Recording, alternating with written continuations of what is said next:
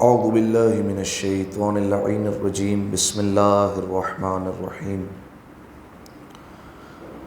الحمد للہ الذی یخلق ولم یخلق ویرزق ولا یرزق ویطعم ولا یطعم ثم الصلاة والسلام علی عبدک ونبیک وصفیک ورسولک وخیرتک من الخلق ابی القاسم محمد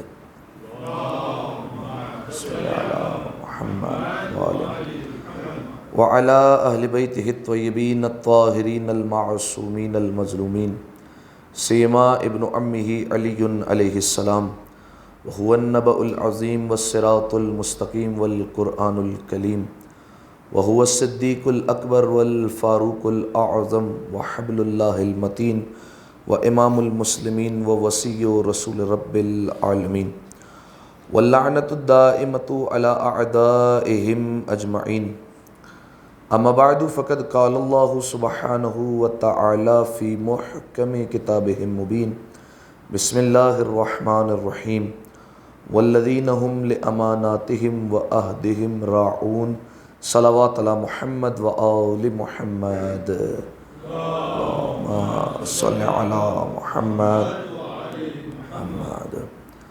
تمام تر تعریفیں اس ذات واجب الوجود کے لیے کہ جس نے ہمیں ماہ رمضان المبارک میں جمعہ دیکھنا نصیب فرمایا، اور روایات بھی ہیں معصومین علیہ السلام کی کہ ماہ رمضان کا جمعہ ایسا جمعہ ہوتا ہے کہ جس کی ہر ساعت میں پروردگار عالم اپنے بندوں کو آتش جہنم سے آزاد کرتا ہے.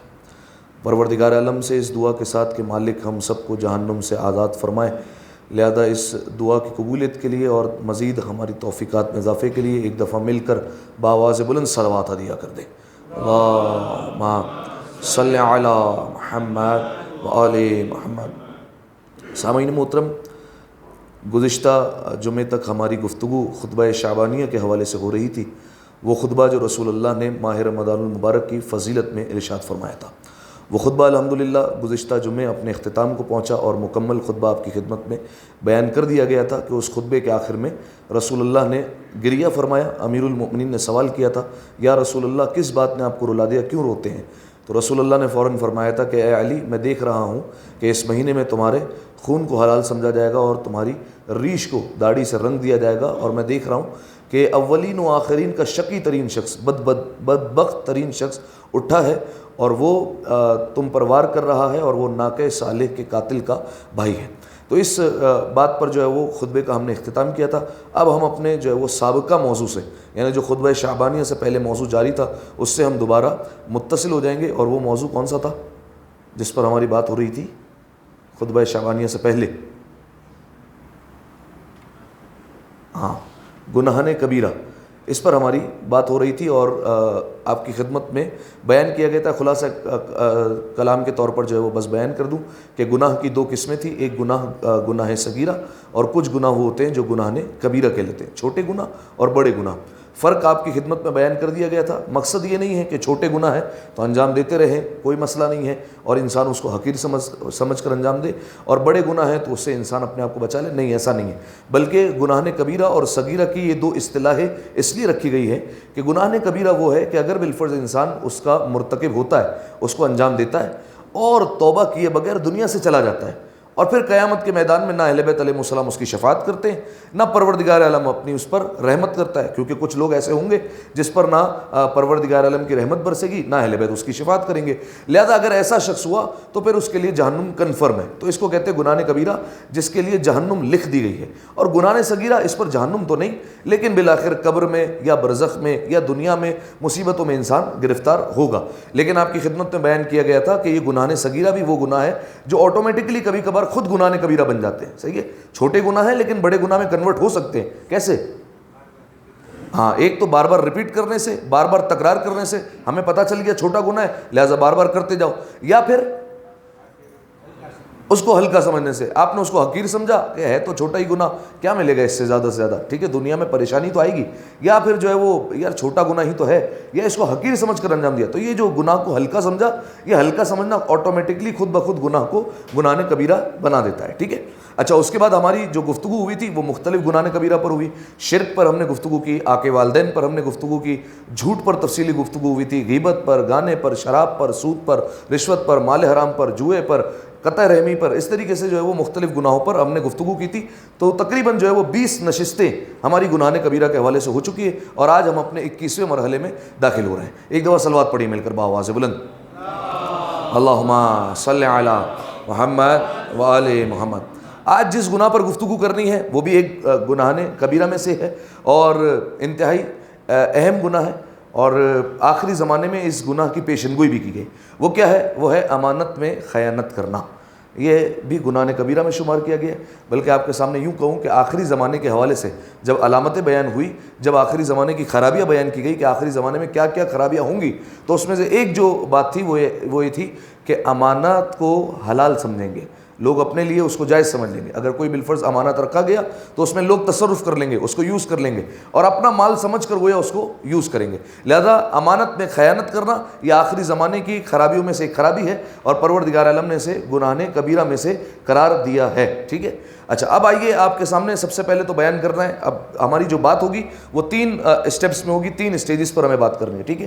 سب سے پہلے تو آپ کی خدمت میں بیان کیا جائے گا کہ امانت میں خیانت کرنے کی مذمت کیا ہے، اس کے نقصانات کیا ہے، سب سے پہلے تو یہ بیان کرنا ہے، ٹھیک ہے، یعنی کیا کیا نقصان ہوں گے اگر ایک امانت میں انسان خیانت کرتا ہے۔ دوسرا اسٹیج جو ہوگا وہ یہ ہوگا کہ امانت کی اہمیت کیا ہے، یعنی اگر بالفرض کوئی ریٹرن کر رہا ہے امانت کو تو اس کی اہمیت کیا ہے، اور پھر امانت کی قسمیں کون کون سی ہیں، کتنی جو ہے وہ قسموں پر امانتیں ہو سکتی ہیں، کیا کیا چیزیں امانتیں ہو سکتی ہیں، یہ 3 اسٹیجوں میں بات ہوگی، نقصانات امانت میں خیانت کرنے کے، فائدے، اہمیت، اور پھر آخر میں کہ امانت کی قسمیں کیا کیا ہے۔ ایک دفعہ صلوات پڑھی مل کر بآواز بلند، اللہم صلی علی محمد علیہ محمد۔ اچھا، پہلے تو آیت کا ترجمہ سماعت فرما لے جو میں نے آپ کے سامنے سرنامہ کلام میں آیت رکھی، اور وہ آیت تھی سورہ مؤمنون کی۔ سورہ مؤمنون قرآن مجید کا وہ سورہ جس کی ابتدائی آیات امیر المومنین کی جب ولادت ہوئی تو مولا نے خود تلاوت فرمائی تھی، اور مولا نے آتے ہی کہا تھا قد افلح المؤمنون، یقیناً مؤمنین کامیاب ہو گئے، جو صاحبان ایمان ہیں وہ کامیاب ہوئے۔ پھر آگے پروردگار عالم نے بتایا کہ اب مومن ہے کون کون، جو بالفرض نماز میں جو ہے وہ گڑ گڑانے والے ہیں، یا زکوٰۃ ادا کرنے والے ہیں، یا جو ہے وہ نفسانی خواہشات پر قابو پانے والے ہیں۔ اس میں سے ایک جو تھا وہ یہ تھا کہ وہ امانت اور وعدے کی پاسداری کرنے والے، امانت میں وہ خیانت کرنے والے نہیں ہیں، ٹھیک ہے۔ اچھا، اب آئیے میں آپ کے سامنے جو ہے وہ نقصان بیان کروں کہ کیا کیا نقصان ہے جو امانت میں خیانت کرتے ہیں۔ سب سے پہلا نقصان قرآن مجید کی ہی آیت، ان اللہ لا یحب الخائنین، بے شک اللہ خیانت کرنے والوں کو پسند نہیں کرتا۔ یہ سب سے پہلا نقصان اور سب سے بڑا نقصان بھی ہے، صحیح ہے کہ پروردگار عالم خود ہی پسند نہیں کر رہا، یعنی گویا پروردگار عالم خود اپنے سے دور کر رہا ہے ایسے شخص کو جو امانت میں خیانت کرتا ہے، پہلا نقصان۔ دوسرا نقصان قرآن کی ہی آیت ہے، وَمَن يَغْلُلْ يَأْتِ بِمَا غَلَّ يَوْمَ الْقِيَامَةِ، قرآن کی آیت ہے کہ جو امانت میں خیانت کرتا ہے وہ اسی مال کے ساتھ جس میں اس نے خیانت کی ہے قیامت کے دن اسی مال کے ساتھ آئے گا۔ دیکھیے، قیامت میں کچھ لوگوں کی کچھ نشانیاں ہوں گی، ہر ایک شخص کو کچھ نشانیوں کے ذریعے سے پہچانا جائے گا۔ بالفرض جو گانا بجانے والے ہیں، جو آلات موسیقی کا استعمال کرتے تھے، انہیں کس طریقے سے پہچانا جائے گا کہ وہ جب قیامت کے میدان میں آئیں گے تو وہ آگ کے آلات لے کر آئیں گے، وہی جو آلات موسیقی اپنی زندگی میں بجاتے رہے، وہی جو گٹار بجا رہے تھے، وہی جو پیانو بجا رہے تھے، انہیں آگ کا بنا دیا جائے گا اور ان کے ہاتھ میں دے دیا جائے گا، اور پھر وہ میدان قیامت میں آئیں گے، ٹھیک ہے۔ اسی طریقے سے جو شراب پیتے تھے ان کے ہاتھ میں ایک روایت کے مطابق شراب کی بوتل دے دی جائے گی، صحیح ہے، اور وہ میدان قیامت میں آئیں گے تو ایسی جو ہے وہ ان کے آنے سے بدبو پھیلے گی کہ جو آس پاس کے لوگ ہوں گے وہ ان سے جو ہے وہ پیچھا چھڑا رہے ہوں گے۔ شراب پینے والوں کی یہ علامت ہوگی۔ اس طریقے سے ایک علامت کہ گانا جو سنتے ہیں مسلسل ان کو کروٹ کے بل لٹایا جائے گا، پہلے سیدھے کان میں اور پھر الٹے کان میں پگھلا ہوا سیسہ ڈالا جائے گا۔ جو غیبت کرتے ہیں وہ مردار کا گوشت کھا رہے ہوں گے۔ اس طریقے سے ہر گناہ کی کچھ نہ کچھ جو ہے وہ علامتیں موجود ہیں۔ امانت میں جو خیانت کرتا ہے اس کی کیا علامت ہے؟ امانت میں جو خیانت کرتا ہے اس کی علامت یہ ہے کہ جب وہ میدان قیامت میں آئے گا تو جو مال اس نے خیانت کی ہے، جس میں خیانت کی تھی، وہی مال اس کی کندھے پر رکھا جائے گا اور اسے میدان قیامت میں لایا جائے گا، ٹھیک ہے۔ اسی مال کو اس کا بوجھ بنایا جائے گا اور اس کو میدان قیامت میں وارد کیا جائے گا، ٹھیک ہے۔ اب پروردگار عالم عادل ہے، اب پھر وہ حساب لے گا، جو اس نے کیا ہے اس کا پورا بدلہ دیا جائے گا۔ تم نے خیانت کیسے کی؟ اب آخر میں بیان ہوگا امانتیں کیا کیا ہے، تم نے خیانت کیسے کی۔ بلکہ میں اس کا ایک اور بڑھ کر نقصان بیان کرتا ہوں۔ رسول اللہ نے بیان فرمایا کہ میدان قیامت میں بالفرض اگر انسان نے اونٹ کی خیانت کی تو وہ اونٹ پر بٹھا کر لایا جائے گا، اگر گھوڑے کی خیانت کی ہے تو وہ اس پر بٹھا کر لایا جائے گا۔ جب وہ میدان قیامت میں آئے گا اور مجھے دیکھے گا، رسول اللہ کہہ رہے ہیں، رسول اللہ کہاں ہوں گے؟ مقام محمود پر۔ رسول اللہ کون ہے؟ جن کے ہاتھوں میں قیامت کا مکمل اختیار ہے، چاہے تو جنت میں جاتے ہوئے انسان کو جہنم کی طرف پھیر دے، صحیح، اللہ سے کہیں کہ پالنے والے اس نے فلاں کام کیا تھا، میں چاہتا ہوں یہ جہنم میں چلا جائے گا جہنم میں۔ اگر جہنم پر جاتا ہوا انسان ہو، رسول اللہ اشارہ کر دیں جنت کی طرف لے آؤ تو وہ آ جائے گا۔ یہ ہمارا عقیدہ ہے، کیونکہ یہ اہل بیت علیہ السلام، رسول اللہ وہ یہ ذات مقدسہ وہ ہے کہ جو قیامت پر مکمل اختیار رکھتے ہیں، جو چاہے قیامت کے میدان میں دکھا سکتے ہیں۔ اب جس نے امانت میں خیانت کی وہ رسول اللہ سے کہے گا یا رسول اللہ بچائیے، مفہوم بیان کر رہا ہوں، یا رسول اللہ شفاعت کیجیے۔ رسول اللہ بیان کرتے ہیں کہ میں اس کی ہرگز باتوں کو نہیں سنوں گا، ہرگز جو ہے وہ اس کی شفاعت نہیں کی جائے گی، ٹھیک ہے۔ تو اس لیے جو ہے وہ بیان کیا گیا، رسول اللہ کی روایت ہے، اگر تم نے ایک سوئی دھاگا بھی امانت کے طور پر لیا ہے، اس کو واپس کر کے آنا، اس کو ریٹرن کر کے آنا، ایسا نہ ہو کہ تم دنیا سے جاؤ اور وہ تمہاری گردن پر رہ جائے، ٹھیک ہے۔ تو 2 نقصان بیان کیے اب تک آپ کے سامنے، 3 نقصان بلکہ، ایک اللہ خیانت کرنے والوں کو پسند نہیں کرتا، دوسرا قیامت کے میدان میں جب آئے گا تو اپنی ہی امانتیں اپنے کاندھوں پر اٹھا کر آئے گا، 2، تیسرا جب وہ میدان قیامت میں پہنچے گا تو پیغمبر اکرم بھی اس کی شفاعت نہیں کرنے والے، ٹھیک ہے۔ یہ 3 نقصان ہو گئے۔ ایک دفعہ صلوات پڑھی مل کر بآواز بلند، اللہم صلی علی محمد۔ اچھا، اس کے بعد یہ انسان خیانت کرتا کیوں ہے؟ کیوں انسان امانت میں خیانت کرتا ہے؟ بالفرض ایک شخص آیا اور اس نے آ کر رکھوا دیا آپ کے پاس، یہ حضور $1000 رکھیے، یہ میں آپ کے پاس بطور امانت رکھواتا ہوں، جب میں واپس آؤں گا تو میں آپ سے لے لوں گا، ٹھیک ہے۔ یہ امانت رکھوائی۔ اب جو شخص ہے جس کے پاس امانت رکھوائی گئی ہے، جو امین ہے، وہ خیانت کیوں کرے گا؟ لالچ کے طور پر کہ میرے مال میں اضافہ ہو جائے، مال میں اضافے کے لیے وہ لالچ کے طور پر جو ہے وہ خیانت کرے گا۔ لیکن کیا اس کے مال میں اضافہ ہوتا ہے؟ کیا امانت میں خیانت کرنے سے مال میں اضافہ ہوگا؟ میں آپ کے سامنے روایت بیان کرتا ہوں۔ پیغمبر اکرم احمد مجتبیٰ محمد مصطفیٰ صلی اللہ علیہ وآلہ وسلم، اللہم صلی علی محمد وآل محمد، فرمایا الامانت تجلب الغنا والخیانت تجلب الفقر۔ فرمایا امانت داری کرنا، یعنی کوئی چیز آپ کے پاس رکھوائے آپ ریٹرن کر دیں، یہ امانت داری کرنا، فرمایا یہ گنا کو لے کر آتا ہے، یعنی امیری کو لے کر آتا ہے، انسان کو بے نیاز کرتا ہے۔ بلکہ ایک روایت میں کہ اگر بالفرض کوئی انسان جو ہے وہ امانت کو واپس کرتا ہے تو یہ امانت داری رزق کو ایسے کھینچتی ہے جیسے میگنیٹ ایک لوہے کو کھینچتا ہے، میگنیٹ کو لوہے کے قریب لے جائیں یا لوہے کو میگنیٹ کے قریب لے جائیں، وہ اپنی طرف کھینچے گا اس کو، بالکل امانت داری رزق کو اپنی طرف ایسے ہی کھینچتی ہے۔ تو امانت تو رزق میں اضافہ کرتی ہے، لیکن جو شخص خیانت کر رہا ہے اور خیانت اس لیے کر رہا ہے کہ مال میں اضافہ ہو جائے، تو فرمایا کہ والخیانت تجلب الفقر، فرمایا خیانت تو یہ فقر کو لاتی ہے، غربت کو لے کر آتی ہے، تنگ دستی کو لے کر آئے گی وہ۔ بلکہ روایت کی کچھ روایتیں ایسی بھی ہیں کہ وہ جب دنیا سے جائے گا تو تنگ دست ہو کر جائے گا، بعید نہیں ہے کہ پروردگار عالم اسے فقیر بنا کر اس دنیا سے رخصت کر دے، ٹھیک ہے۔ تو یہ ایک نقصان ہو گیا امانت میں خیانت کا۔ اچھا، ایک دفعہ پھر صلوات پڑھیں مل کر بآواز بلند، اللہم صلی علی محمد وآل محمد۔ تو یہ امانت کے 4 5 6 جو نقصانات تھے وہ میں نے آپ کے سامنے بیان کیے کہ فقر لے کر آتا ہے، تنگ دستی لے کر آتا ہے، اور اسی طریقے سے نفاق پیدا کرتا ہے، انسان کو جو ہے وہ یہ منافق بنا دیتا ہے اگر امانت میں جو ہے وہ انسان خیانت کرے۔ پروردگار عالم پسند نہیں کرتا، قیامت کے میدان میں جب آئے گا تو امانت کا بوجھ لے کر آئے گا۔ اسی طریقے سے اہل بیت علیہ السلام اس کی شفاعت نہیں کریں گے، جہنم کا پروانہ لکھ دیا جائے گا، بعض روایتوں کے مطابق پروردگار عالم اسے جہنم میں دھکیل دے گا۔ ایک اور روایت پڑھوں آپ کے سامنے، ایک اور روایت ہے، پیغمبر اکرم نے فرمایا کہ جب بھی تمہارے پاس امانت آئے تو جلد سے جلد، مفہوم بیان کر رہا ہوں، اس کو لوٹانے کی جو ہے وہ کوشش کرو کہ اسے لوٹا دو جتنا جلدی ہو سکے۔ اب یہ دیکھیں ساری چیز آئے گی، بالفرض انسان نے قرضہ لیا ہوا ہو، مکان کا کرایہ باقی ہو، جو کچھ بھی ہے، جلد سے جلد چاہو جتنا تمہاری گردن پہ ریٹرن کر دو۔ فرمایا ایسا نہ ہو، یعنی جان بوجھ کر کی بات ہو رہی ہے، ایسا نہ ہو کہ جب تم جاؤ دنیا سے اور تمہاری گردن پر اگر امانت باقی ہو تو پھر تم میری امت میں سے نہیں مرو گے، ٹھیک ہے۔ پیغمبر اکرم کیا کہہ رہے ہیں؟ امت محمدی سے تمہارا کوئی تعلق نہیں ہوگا اگر تم دنیا سے گئے اور تمہاری گردن پر کسی کی امانت باقی رہی ہو، لہٰذا جتنا جلدی ہو سکے اس کو ریٹرن کرو۔ اور یہ پیغمبر اکرم نے اپنی زندگی میں کر کے بتایا کہ جب پیغمبر اکرم کا آخری وقت تھا تو پیغمبر اکرم نے دیکھا کہ میرے پاس 7 دینار کا قرضہ ہے، 7 دینار یا 7 درہم اس کا قرضہ تھا۔ تو پیغمبر اکرم نے فوراً امیر المومنین کو بلایا اور کہا اے علی، تم میرے بعد میرا قرضہ ادا کرو گے، یہ امانت ہے، تمہیں پہنچانا ہے۔ جو امیر المومنین نے قبول کیا تو پیغمبر اکرم نے فوراً کہا علی کو میں نے ذمہ داری دے دی، اب میں مطمئن ہو گیا۔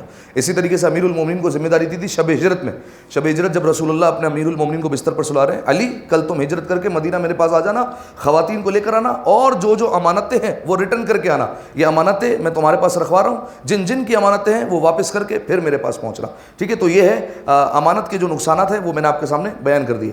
اب آئیے امانت کی اہمیت، اس کے کیا فائدے ہیں اور اس کی اہمیت کیا ہے اور کتنا جو ہے وہ اسلام نے اس پر زور دیا ہے۔ ایک دفعہ صلوات پڑھیں مل کر بآواز بلند، اللہم صلی علی محمد وآل محمد۔ پہلے تو ایک فائدہ سنیے، پیغمبر اکرم کی روایت ہے، فرمایا اگر کوئی امانت میں خیانت نہ کرے، یعنی اگر کوئی انسان اس کے پاس آتا ہے امانت رکھواتا ہے اور وہ خیانت نہیں کرتا، نہ اس میں کوئی تصرف کرتا ہے، جیسی ہے ویسے ہی امانت ریٹرن کر دیتا ہے، فرمایا تو اگر وہ امیر ہوگا، یعنی پروردگار عالم نے پہلے سے ہی اسے امیر رکھا ہے، تو فرمایا کہ اللہ اسے امیر تر کر دے گا اور زیادہ امیر بنائے گا، اس کے رزق میں مزید اضافہ ہو جائے گا اگر وہ امانت میں خیانت نہ کرے۔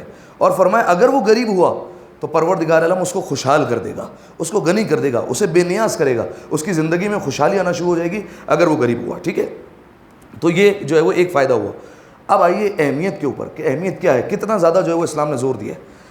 آپ سے سوال کرتا ہوں، کیا اسلام نے صرف مسلمانوں کی امانتوں کی پاسداری کا حکم دیا ہے؟ ایک سوال پوچھ رہا ہوں، ایک جو ہے وہ اگر بالفرض کافر ہے، ایک غیر مسلم ہے، آپ کے پاس کام کرنے والا ہے، وہ عیسائی ہے، صحیح ہے، وہ آپ کے پاس آ کر امانت رکھواتا ہے کہ میں آپ سے جو ہے وہ بالفرض اگلے مہینے اپنی سیلری کے ساتھ یہ پیسے لوں گا، امانت میں خیانت کی جا سکتی ہے یا نہیں کی جا سکتی؟ کافر ہے، کئی جگہوں پر کافر کا مال حلال ہوتا ہے، اجازت ہے یا نہیں ہے؟ کافر کے مال میں بھی خیانت کرنے کی اجازت نہیں ہے۔ چھٹے امام کا فرمان ہے، فرمایا صاحب امانت خواہ مجوسی ہی کیوں نہ ہو۔ مجوسی کسے کہتے ہیں؟ آتش پرست جو آگ کی پوجا کرتے ہیں۔ فرمایا چاہے وہ مجوسی ہی کیوں نہ ہو، اس کی امانت کو بھی ہر حال میں واپس کرو، اس کی امانت میں بھی خیانت نہ کرنا۔ اچھا، اس سے بڑھ کر مجوسی تو چلے ٹھیک ہے، دشمن اہل بیت ہے، ناصبی ہے، کیا ناصبی کے مال میں خیانت کی جا سکتی ہے؟ اہل بیت علیہ السلام کا کٹھر دشمن ہے، اس سے بڑا کوئی دشمن نہیں ہے زمانے میں، اس سے بڑا کوئی مشہور نہیں ہے زمانے میں، اہل بیت علیہ السلام کو گالیاں دینے والا ہے بالفرض، پھر بھی امانت میں خیانت نہیں کی جا سکتی، صحیح ہے، ناصبی بھی ہو، بلکہ ایسا بھی روایت میں کہ چاہے وہ خوارج میں سے ہو، خوارج اس دور میں امیر المومنین کے دشمن ہوا کرتے تھے، ٹھیک ہے، بلکہ آج بھی اگر ان کی نسل سے ہے تو وہ بھی دشمن ہے امیر المومنین کا، تو خوارج کہا کہ چاہے وہ خوارج سے ہو چاہے شامی ہو، شام وہ جگہ جہاں امیر المومنین کو ممبر سے تبرہ کیا جاتا ہے، لانتیں دی جاتی ہیں، مولا کو گالیاں دی جاتی ہے، 70 سال تک مولا کو گالیاں دی جاتی رہی ہیں وہاں سے، لیکن پھر بھی کہا جا رہا ہے کہ اگر شام سے بھی ہو اور اس نے تمہارے پاس امانت رکھوائی ہے تو بھی واپس کرو۔ اس سے بڑھ کر ایک روایت بیان کروں، چھٹے امام نے فرمایا اگر میرے پاس میرے جد علی کا قاتل بھی آ کر امانت رکھوائے گا میں اسے واپس کروں گا۔ ماہ رمضان چل رہا ہے، امیر المومنین کے ایام ہیں، مولا کی شہادت قریب ہے، مولا کو شہید کس نے کیا؟ عبد الرحمن ابن ملجم نے، بظاہر اس کے اوپر ایک اور قاتل تھا جس نے جو ہے وہ باقاعدہ جو ہے وہ پلان کیا تھا، ٹھیک ہے، لیکن جو ہے وہ اگر یہ بھی آئے اور یہ بھی آ کر میرے پاس امانت رکھوائے، مولا کہتے ہیں میں ریٹرن کروں گا۔ چوتھے امام کو بھی فرمان سن لیجئے، فرمایا میرے بابا کا قاتل امام حسین علیہ السلام کو شہید کرنے والا کون ہے؟ شمر ملعون، فرمایا یہ بھی آئے اور میرے پاس آ کر وہ خنجر جس سے اس نے میرے بابا کو قتل کیا تھا اگر وہ بھی آ کر میرے پاس امانت کے طور پر رکھوائے گا اور جب وہ میرے پاس آ کر واپس مانگے گا تو میں اس کو بے عینی ہی واپس کروں گا، صحیح ہے، یہ چوتھے امام کا فرمان ہے۔ اب اس سے بڑھ کر تو فضیلت ہو نہیں سکتی، صحیح ہے، اس سے بڑھ کر تو جو ہے وہ اہمیت نہیں ہو سکتی کہ مولا کہہ رہے ہیں میرے بابا کا قاتل وہی خنجر، چوتھے امام کے سامنے منظر تھا، چوتھے امام جو ہے وہ دیکھ رہے ہیں کہ کس طریقے سے بابا کو شہید کیا جا رہا ہے، سارا کنبہ دیکھ رہا ہے، جناب سکینہ کے سامنے منظر ہے، جناب زینب کے سامنے منظر ہے، اور کس طریقے سے اس منظر کو بلایا جا سکتا ہے۔ اچھا دیکھیے اہل بیت علیہ السلام کی سیرت رہی ہے کہ چوتھے امام کے پاس ایک بار جناب علی اکبر کا قاتل مہمان بنا تھا اور وہ مہمان کے طور پر آیا تھا، مولا نے اس کی بڑی مہمان نوازی کی، تو اس نے فوراً جو ہے وہ مولا سے جاتے ہوئے کہا مولا لگتا ہے آپ نے مجھے پہچانا نہیں۔ امام نے کہا تجھے کیسے بھول سکتا ہوں، تو میرے بھائی علی اکبر کا قاتل ہے، لیکن وہ تمہارا کردار تھا، یہ ہمارا کردار ہے، ہمارے گھر پر مہمان آئے تو چاہے جو بھی ہو ہم اس کی جو ہے وہ مہمان نوازی کرتے ہیں، کیونکہ روایت کے جملے کہ تمہارے پاس مہمان آئے چاہے وہ کافر بھی ہو تب بھی اس کا احترام کرو، ٹھیک ہے۔ اچھا تو اس سے بڑھ کر نہیں ہو سکتا کہ چوتھے امام نے کہا میرے بابا کے قاتل اگر جو ہے وہ خنجر جس سے میرے بابا کو شہید کیا گیا ہے، 13 ضربے لگا کر جو شہید کیا گیا تھا اور جس سے میرے بابا کو نقصان پہنچایا گیا تھا، اگر وہ خنجر بھی میرے پاس بطور امانت رکھوائے اور واپس آ کر تقاضا کرے تو میں اس کی امانت کو جیسا اس نے دیا تھا ویسا ہی واپس کروں گا۔ یہ چوتھے امام کا فرمان ہے۔ ایک دفعہ صلوات پڑھیے مل کر بآواز بلند، اللہم صلی علی محمد وآل محمد۔ آپ نے نقصانات سن لیے، آپ کو نقصانات بتا دیے، امانت میں خیانت کرنے والے کے کیا کیا نقصان ہیں، اہل بیت کی شفاعت نہیں ہوگی، قیامت میں کس طریقے سے لایا جائے گا، پروردگار عالم پسند نہیں کرے گا، فقر و فاقہ آ جائے گا، یہ سارے نقصانات آپ کی بیان کی، اہمیت بھی بتا دی اور فائدہ بھی بتا دیا کہ رزق کو کھینچ کر لاتی ہے امانت، امیر ہوگا تو انسان امیر تر ہو جائے گا، غریب ہوگا تو انسان خوشحالی میں آ جائے گا، اور اہمیت اتنی ہے کہ اگر چوتھے امام کہہ رہے میرے بابا کا قاتل بھی امانت رکھوائے تو واپس کروں گا میں، ٹھیک ہے۔ یہ آپ نے اہمیت بھی سن لی، نقصانات بھی سن لیے، فائدہ بھی سن لیا۔ اب آئیے اگلا سوال، امانت میں کیا کیا چیزیں آ سکتی ہیں؟ یہ اہم ترین سوال ہے۔ کیا کیا چیزیں امانت میں شامل ہوتی ہیں؟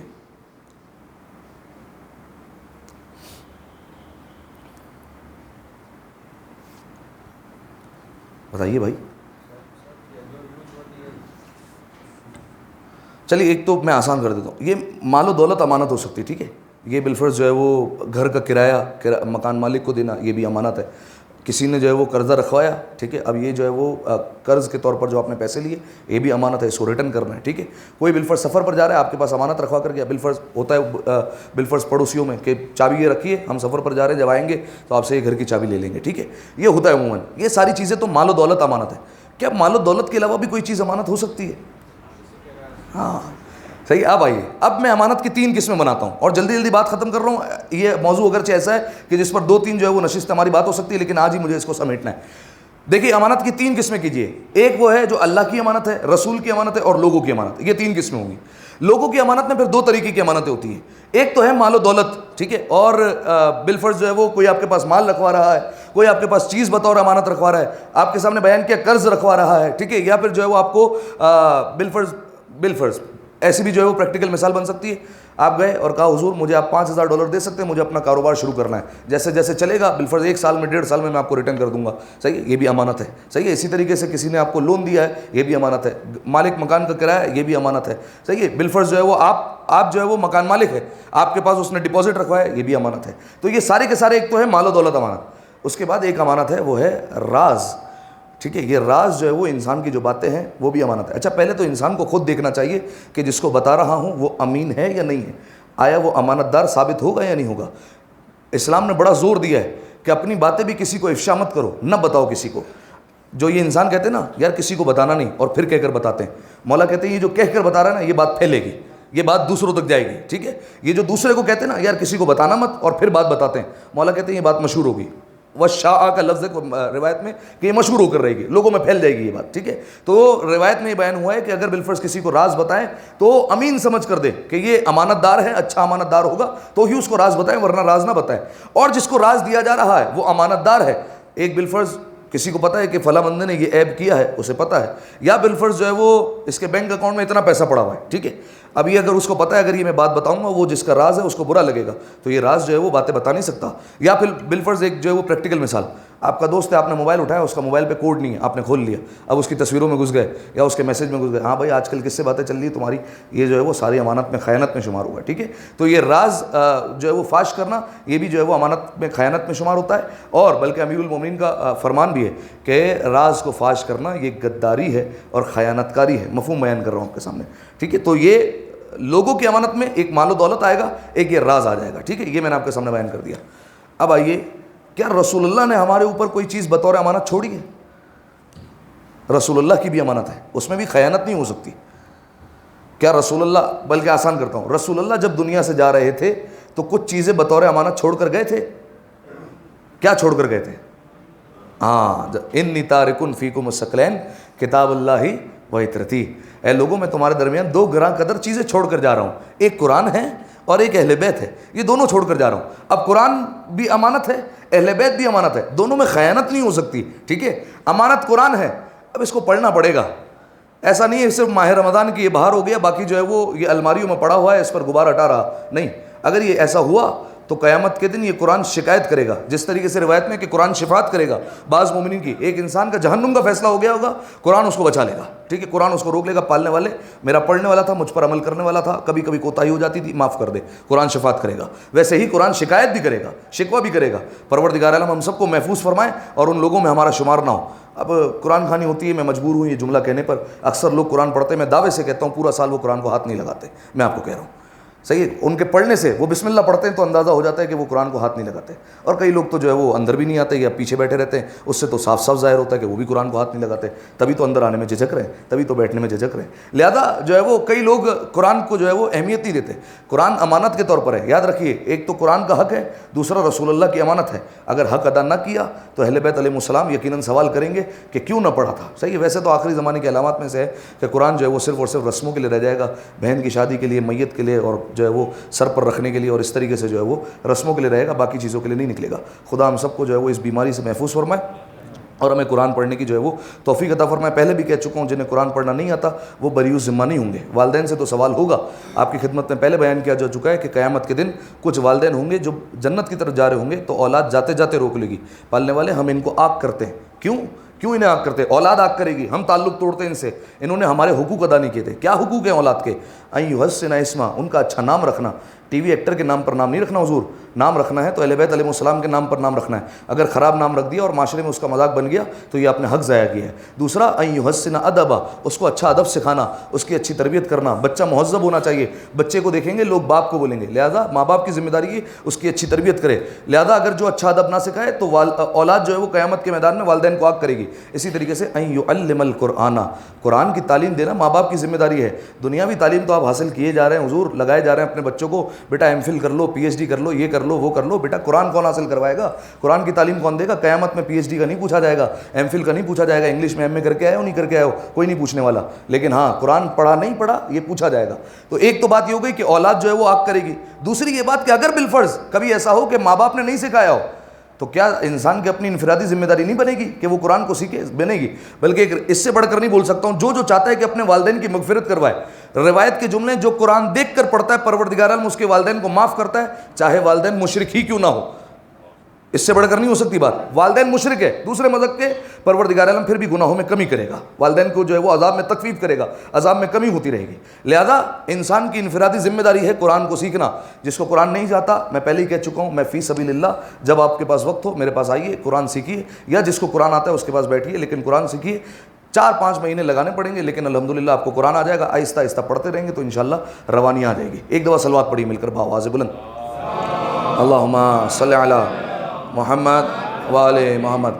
اچھا، تو رسول اللہ کی امانت پر بات ہو رہی تھی۔ رسول اللہ نے امانت رکھوائی ایک قرآن، اور دوسری ہے اہل بیت علیہ السلام، یہ ذوات مقدسہ، یہ بھی امانتیں ہیں۔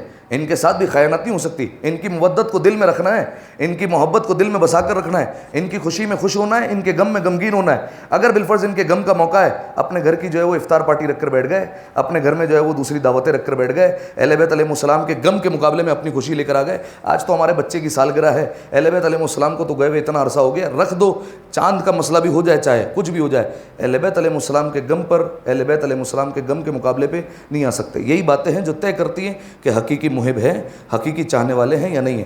سب سے بہترین مثال امیر المومنین کے ایام ہے، کل بھی بیان کیا تھا مجلس میں، امیر المومنین کے ایام ہے۔ خدا را کوئی امیر المومنین کے ایام میں ہنستا ہوا، کھیلتا ہوا، تفریح کرتا ہوا، مذاق کرتا ہوا نہ ملے۔ ہمارے باپ، ہمارے ماں قربان ہو جائے امیر المومنین کے قدموں سے مس ہونے والی خاک پر، ٹھیک ہے؟ امیر المومنین اس امت کے باپ ہیں، وہ گئے تو ہم سب یتیم ہوئے۔ ان کے جاتے ہوئے اگر کوئی بالفرض ہنستا ہوا، مذاق کرتا ہوا، تفریح کرتا ہوا نظر آئے تو اس کی تقدیر پر تف ہے اور وہ بدبخت انسان ہے، ٹھیک ہے؟ بڑے جو ہے وہ کھلے الفاظ میں کہہ رہا ہوں میں، صحیح؟ تو یہ کوشش کرے انسان، اگر بالفرض غلطی سے مسکراہٹ آ بھی جائے فوراً اعادہ کرے، فوراً جو ہے وہ دل میں پشیمانی لائے کہ مولا کا غم ہے، اپنے اوپر جو ہے وہ غم کو طاری رکھے، خوشی کو جو ہے وہ حاوی نہ ہونے دے۔ اس کا بہترین طریقہ ہے دوستوں سے کٹ کر رہے ہیں، صحیح ہے؟ اس سے بہتر نہیں ہو سکتا۔ جتنا دوستوں سے کٹ کر رہیں گے، ہاں دوست ایک ایسے ہیں کہ وہ آپ کو گھر پہ بلائیں اور مرثیہ خوانی کریں اور نواخوانی کریں، امیر المومنین کے مصائب برپا کریں، وہ الگ ہے۔ لیکن آپ کے ساتھ بیٹھ کر تفریح کر رہے ہیں یا جو ہے وہ بالفرض فلاں جگہ کی باتیں، ادھر کی باتیں، ادھر کی باتیں، گلم گلوچ ہو رہی ہے، تو پھر جو ہے وہ کوئی فائدہ نہیں ہے۔ ایک دفعہ صلوات پڑھیے مل کر بآواز بلند، اللہم صلی علی محمد وآل محمد۔ لوگوں کی امانت ہو گئی، راز اور مال و دولت، ٹھیک ہے، اور جو بھی چیزیں آ سکتی ہیں۔ دوسرا، رسول اللہ کی امانت قرآن ہے اور اہل بیت ہے۔ قرآن کو پڑھتے رہنا ہے، اس کی تعلیمات پر عمل کرتے رہنا ہے، اہل بیت علیہ السلام کی مودت دل میں بسا کر رکھنی ہے، ان کی محبت کو رکھنا ہے، ان کے غم کو ہمیشہ ترجیح دینی ہے، اپنی خوشی کو دبا کر رکھنا ہے، ٹھیک ہے؟ 2 چیزیں ہو گئی۔ اب آئیے آخر میں اللہ کی امانتیں۔ اللہ کی امانتیں کیا ہے؟ مولا کا فرمان ہے، مفہوم بیان کر رہا ہوں کہ یہ جو پروردگار عالم نے واجبات ہم پر لازم کیے ہیں، صحیح ہے، یہ اللہ کی امانتیں ہیں۔ اس میں بھی خیانت کی تو انسان خیانت کار کہلائے گا۔ فجر کی نماز اللہ نے واجب کی ہے، نہیں چھوڑ سکتے۔ اللہ نے کہا ہے پڑھنا ہے تو پڑھنا ہے، اگر چھوڑ رہا ہے تو یہ اللہ کا خیانت کار کہلائے گا۔ پروردگار عالم نے ماہ رمضان کا روزہ واجب کیا ہے، اگر روزے کی حالت میں کوئی ماوا کھائے تو پھر یہ پروردگار عالم کا خیانت کار کہلائے گا۔ لہذا جو ہے وہ پروردگار عالم کے جو واجبات ہیں یہ جو ہے وہ اللہ کی امانتیں ہیں، صحیح ہے؟ اسی طریقے سے علماء نے تو جو ہے وہ بہت بیان کیا اور ایڈوانس لیول پر جا سکتا ہے یہ ٹاپک کہ جیسے زندگی یہ جو اللہ نے دی ہے یہ بھی اللہ کی امانتیں ہیں، یہ جو اولاد ہے اس کی صحیح طریقے سے تربیت کرنی ہے یہ بھی امانتیں ہیں، یہ کل کلا قیامت میں شکوہ کر سکتی ہے۔ یہ جو اللہ نے وقت دیا ہے یہ فارغ بیٹھ کر جو ہے وہ گزارنا نہیں ہے، یہ وقت دیا ہے اس کو بھی استعمال میں لانا ہے، یہ وقت اللہ کی امانت ہے۔ کئی جو ہے وہ چیزیں آ سکتی ہیں، خیر جو ہے وہ زیادہ ایڈوانس پہ لے جائے گا تو یقیناً ہمارے لیے جو ہے وہ مشکل ہوگی۔ پروردگار عالم ہمیں یہ توفیق دے کہ جو بنیادی باتیں اسی پر ہم عمل کر لیں اور اسی پر عمل پیرا ہو جائے. ایک دفعہ صلوات پڑھی مل کر بآواز بلند. اللہم صلی علی محمد و آل محمد. اعوذ باللہ من الشیطان اللعین الرجیم. بسم اللہ الرحمن الرحیم. انا اعطیناک الکوثر فصل لربک وانحر ان شانئک هو الابتر. مل کر 3 دفعہ بآواز بلند صلوات پڑھ دیں. اللہم صلی علی محمد و آل محمد. اللہم صلی علی محمد و آل محمد. اللہم صلی علی محمد و آل محمد. اعوذ باللہ من الشیطان اللعین الرجیم. بسم اللہ الرحمن الرحیم. الحمد للہ رب العالمین والصلاة والسلام علی محمد النبی الرحمہ سید المرسلین وعلی ابن ابی طالب سید الوسیین وفاطمة الزہراء سیدۃ النساء العالمین وحسن المجتبى حجة اللہ علی الخلق اجمعین والحسین الشہید المظلوم وارث امیر المؤمنین وعلی ابن الحسین زین العابدین ومحمد ابن علی باقر علم الاولین والآخرین وجعفر ابن محمد الصادق الصدیق والمقتدی بآبائہ الصالحین وموسیٰ ابن جعفر الکاظم من اولاد النبیین وعلی ابن موسیٰ الرضا من عطرۃ بررۃ المتقین ومحمد ابن علی الجواد ولی المؤمنین وعلی ابن محمد السراج المنیر امام الخاشعین والحسن ابن علی سید الاوصیاء المنتجبین والخلف القائم المہدی المنتظر الحجہ بعد آبائہ علی خلقک المعدی النبیک ووارث علم الماضیین من الوسیین الذی ببقائہ بقیت الدنیا وبیمنہ رزق الورا وبوجودہ ثبتت الارض والسماء وبہ یملأ اللہ الارض قسطا وعدلا کما ملئت ظلما وجورا. اللہم افتح لی ابواب توبتک ورحمتک ورزقک الواسع انی الیک من الراغبین واتمم لی نعمک انک خیر المنعمین. اللہم اجعل بقیت عمری فی اداء فرض الجمعات والحج والعمرۃ ابتغاء وجہک یا رب العالمین. وصلی اللہ علی محمد وآلہ الطیبین الطاہرین والسلام علیہ وعلیہم. صلوات پڑھی مل کر.